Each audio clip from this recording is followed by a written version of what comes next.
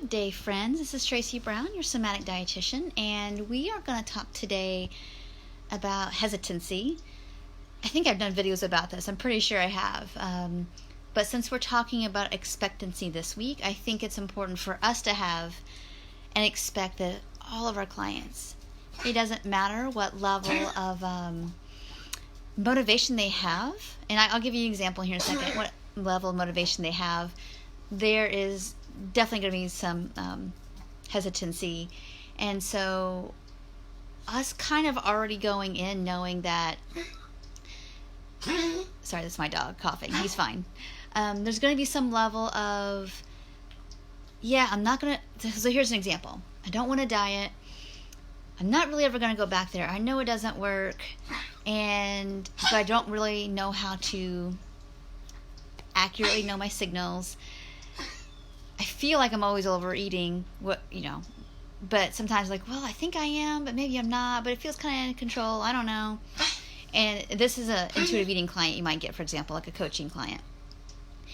And really the expectancy is I know this is not about a diet. This is not really about losing weight, but what am I doing? And so what I find with these kind of clients is the hesitancy isn't around not dieting or not. It's about, well, then what am I doing? So I want you to expect that. And what you might see with some of these clients is they crank and they do good, and then something will happen. They'll get busy again, or usually somebody might question, what are you doing? What is this process about? And if they don't have enough regulation or capacity to be able to communicate, what I'm actually really doing here is I am learning how to be solid in myself. And that comes with eating accurately from hunger and fullness. That's knowing how to yield and slow myself down. That's knowing what I need and how to get those needs met. That's moving in a way that's enjoyable. Sometimes it's pushing myself. Sometimes it's just chilling. But I know how to tell the difference between what I need and what I don't, and what's diet culture and what isn't. So that's what we're teaching people. We're teaching people how to really just be very grounded and solid in themselves around the decisions they need to make with their body to thrive, regardless of their health status. We're all just trying to do the best we can. And so hopefully you're communicating all those types of things in the first phone call you have with them, in the first session and the second session, getting really clear, this is what we're doing.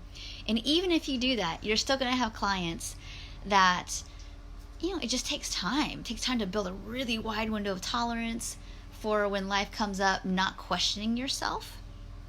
And that's when you're often going to see clients maybe just stop coming to a session or two, or cancel an appointment and then kind of not, email you for a couple weeks. And then you check on them hey, how's it going? You're doing really great. If you need something, let me know. And then you are more, I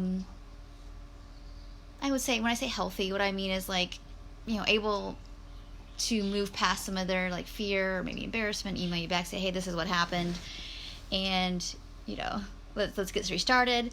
Or you might have clients that really need you to kind of nurture them up to hey, there's no pressure, you don't have to do this, but just want to let you know this is all really normal to feel when you're not restricting, you're not binging, you're not purging, you're not actively trying to be on a diet or even think about dieting, that there can be a void. And our job is to fill that with yourself. And so I want you to expect that no matter what level of physical, mental, or emotional health kind of client you're getting, that I need you to expect that that's going to happen on some level. Could be small, could be real small, could be bigger. They might not skip out on appointments for you until they're disengaged a little bit, and you want to lean into that. So I hope this video was helpful just to know what to expect. I've talked about this topic not exactly in this way, but in general, especially when I work, when I've got my, when people are in my non-diet counseling skills class, we talk many weeks around the idea that people are going to go back to wanting to diet. If they don't actively do it, they're going to really want to go back and feel really desperate to go back. That's not because you've done something wrong, but I need you to anticipate that's going to happen and help unpack that for them. All right, thank you all so much for watching. If you have any questions or comments, please put them below, tag me. If there are any topics you'd love me to be addressing, this is And remember, this group is about 2 things. Well, it's about 3. My job is to help you increase your confidence in your counseling skills, increase your toolkit, and that's going to save you time. That's going to probably make you more money because you're going to retain clients and help them get to some level of a finish line where they feel like they don't need you anymore, which is awesome, and they're really competent and you feel really confident and secure. They're not going to go back to diet culture. And the other part of that is there's 2 parts. So there's all that. And the other part of how I want to save you time and long-term save you money is to help you feel really confident of, your heart-based marketing. And it's not just about strategy, it is, but it's really about your mindset about yes, you have to put yourself out there. And I want you to feel like there are some small things you can do right today, right this second, and then have a big picture in mind and how you're going to get there. So every week is different, and the more you all speak up, it's one of those things, if you can slow down and yield to get clear about what you need and want, and you can reach out to me here, leave comments, private message me, whatever, I've got a lot of years of stuff to share, and I want to do that, but I also need to know today, this moment, what do you need? And that's what we will do. So otherwise, I plan content and I put it out there to you based on kind of what I'm seeing, a theme be out there that people are kind of needing, talking about, asking questions, and then I notice they're asking the same questions again, or people are just really, really quiet. It just gets me curious, okay, here's a problem that's not getting solved, or there's a block to allowing themselves to get to where you want to go, or just really quiet because it's don't suffer in silence, or don't stay stuck. It's not necessary. Let's help you build your confidence, save you some time, and get to where you want to be in the kind of client counseling work you do. So thank you all so much for watching. If you get to the end of this video, thank you, thank you, thank you. If you have colleagues that you believe, hey, we need to get in this group and just start really digging deep and unpacking, because we often, I think a big mistake I see out there a lot, and I'm going to probably do a week on this, and everybody's not going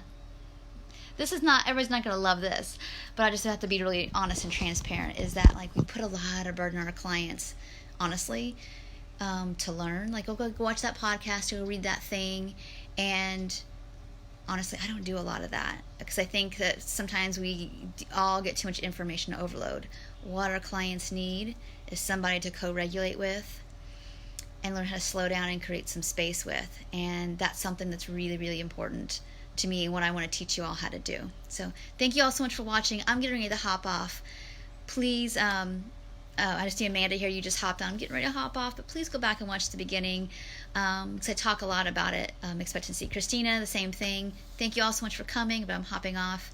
And please watch from the beginning and then tag me, because I would love to answer your questions about this topic. All right, thank you all so much, and take care. Bye.